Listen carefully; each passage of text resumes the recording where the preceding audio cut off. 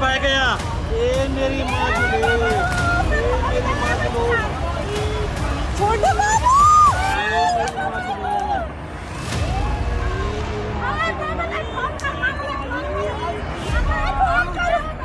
उत्तराखंड के उत्तरकाशी जिले के धर्माली गांव में 5 अगस्त 2025 को आई एक भयंकर प्राकृतिक आपदा ने पूरे देश को झकझोर कर रख दिया है। दोपहर के वक्त अचानक हुई मेघवृष्टि और साथ ही आए फ्लैश फ्लड ने पूरे इलाके को मिनटों में तबाह कर दिया। खीर गंगा नदी में अचानक जल स्तर बढ़ा, जिससे जल, मलबा और पत्थरों का तेज बहाव गांव की तरफ आया और रास्ते में जो भी आया उसे बहा कर ले गया। धर्माली, जो कि गंगोत्री यात्रा मार्ग पर बसा एक सुंदर और शांत पर्यटक स्थल था, अब मलबे और तबाही के ढेर में तब्दील हो चुका है। इस आपदा में अब तक कम से कम 5 लोगों की मौत की पुष्टि हो चुकी है, जबकि 100 से अधिक लोग लापता बताए जा रहे हैं। इनमें 11 भारतीय सेना के जवान भी शामिल हैं, जो पास के हरसिल क्षेत्र में तैनात थे। एनडीआरएफ, आईटीबीपी, एसडीआरएफ और स्थानीय पुलिस राहत और बचाव कार्य में जुटी हुई है। अब तक 130 से ज्यादा लोगों को सुरक्षित निकाला गया है, जबकि राहत दलों को अभी भी सड़क मार्ग से पहुंचने में दिक्कतें हो रही हैं। मलबा हटाने के लिए जेसीबी और भारी मशीनरी लगाई गई है, लेकिन कई जगहों पर सड़कें पूरी तरह से कट चुकी हैं। राज्य के मुख्यमंत्री पुष्कर सिंह धामी ने घटना की जानकारी मिलते ही अपना दौरा बीच में छोड़कर देहरादून लौटे और फिर हेलीकॉप्टर से घटनास्थल का हवाई सर्वेक्षण किया। उन्होंने कहा कि राज्य सरकार हर संभव प्रयास कर रही है और केंद्र सरकार से भी सहायता मांगी हुई है। प्रधानमंत्री नरेंद्र मोदी ने स्वयं मुख्यमंत्री से फोन पर बात कर स्थिति की जानकारी ली और ट्वीट करके ये कहा कि किसी भी तरह की मदद में कोई कसर नहीं छोड़ी जा रही है।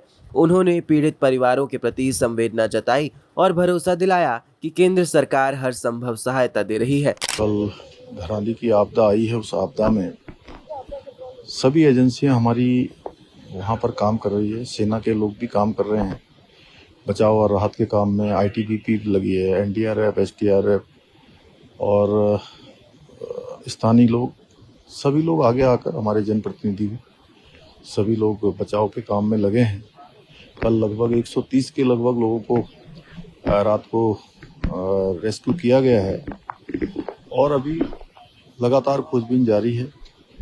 रास्ते में चूंकि काफ़ी ज़्यादा मौसम खराब होने के कारण से अनेक स्थानों पर मार्गों का जो संपर्क है वो कट गया है और कुछ पुल भी जो है क्षतिग्रस्त हो गए हैं। उसके कारण से वहाँ पर पहुँचना भी मुश्किल हो रहा है, लेकिन उसके बावजूद भी सभी एजेंसियां, सभी लोग जो वहाँ पर पहुँच गए हैं, रेस्क्यू के काम में लगे हैं। हमने राज्य के स्तर पर भी 10 डिप्टी एसपी, 3 एसपी और लगभग 160 पुलिसकर्मी भी इस काम में लगाए हैं, जो राहत और बचाव के काम को करेंगे। इसी प्रकार से आपदा राहत का जो परिचालन केंद्र है देहरादून का, वो 24 घंटे काम कर रहा है, 24 घंटे समन्वय बना रहा है। वहाँ से 3 वरिष्ठ अधिकारी भी इस आपदा के लिए रिक्रूट किए गए हैं, जो यहाँ पर पहले अपनी सेवा देकर गए हैं डीएम के रूप में या अन्य किसी जिम्मेदारी पर यहाँ पर रहे हैं। गृह सचिव श्री शैलेश बगोली को पूरे 24 घंटे के लिए आपदा परिचालन केंद्र का वहाँ पर समन्वय का काम उनके पास है। वो सभी से बात कर रहे हैं, सभी एजेंसियों से, सभी प्रकार की आपदा प्रबंधन जो हमारा डिपार्टमेंट है, वो सभी प्रकार के जो नए इक्विपमेंट्स हैं उनको उपलब्ध कराने का काम कर रहा है। सेना के हेलीकॉप्टर भी तैनात हैं। जैसे ही ये जो मौसम ठीक होता है तो वो सेना के हेलीकॉप्टरों से भी रेस्क्यू अभियान किया जाएगा। वहीं गृह मंत्री अमित शाह ने तुरंत एनडीआरएफ की अतिरिक्त टीमें भेजने का आदेश दिया और राहत कार्यों की निगरानी खुद कर रहे हैं। उन्होंने ट्वीट कर कहा, मैं लगातार स्थिति पर नजर बनाए रखा हूं और हर जरूरत के मुताबिक केंद्र सरकार सहायता कर रही है। धर्माली गांव के लोग बताते हैं कि पहले एक जोरदार आवाज सुनाई दी, फिर कुछ ही मिनटों में तेज धारा आई, जिसने पूरा बाजार, होटल, दुकानें और कई मकान बहा दिए। स्थानीय लोगों ने इस घटना की तुलना 2013 के केदारनाथ त्रासदी से की है। गांव के बुजुर्गों का कहना है कि उन्होंने आज तक ऐसी तबाही नहीं देखी। दर्जनों गाड़ियां, दुकानों या सामान, खाने का स्टॉक और पर्यटकों का सामान बह चुका है। हालांकि शुरुआत में इसे मेघवृष्टि माना जा रहा था, लेकिन अब वैज्ञानिकों और आपदा विशेषज्ञों का कहना है कि ये घटना शायद ग्लेशियर टूटने या ग्लेशियल झील फटने के कारण हुई हो सकती है, क्योंकि मौसम विभाग के आंकड़ों के अनुसार धर्माली क्षेत्र में उस दिन सिर्फ 8 से 10 मिलीमीटर बारिश दर्ज की गई थी, जो किसी क्लाउड बर्स्ट के मानक से बेहद कम है। इसरो और आईएमडी की सैटेलाइट इमेजेस में ऊपर की ओर से झीलों में बदलाव देखे गए हैं। इस आपदा में पर्यटक उद्योग को भी गहरा झटका लगा है। धर्माली और उसके आसपास के लगभग 40 से अधिक होटल, गेस्ट हाउस और होम स्टे पूरी तरह बह चुके हैं। कई बकरी पालक, किसान और दुकानदार अब बेघर हो चुके हैं। बानाला पट्टी गांव में 18 बकरियां बाढ़ में बह गई।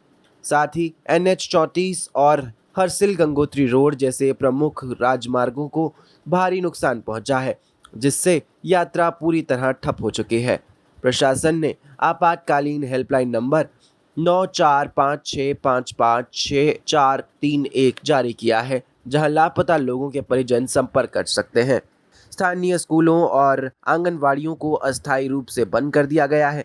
प्रभावित लोगों के लिए टेंट, भोजन और प्राथमिक चिकित्सा की व्यवस्था की गई है। इस बीच जलवायु परिवर्तन और निर्दयी निर्माण गतिविधियों को लेकर फिर बहस छिड़ गई है। विशेषज्ञों का कहना है कि उत्तराखंड में नाजुक पर्वतीय पारिस्थितिकी तंत्र पर लगातार सड़क निर्माण, सुरंगें, बांध और होटल बनाकर हम प्रकृति को असंतुलित कर रहे हैं।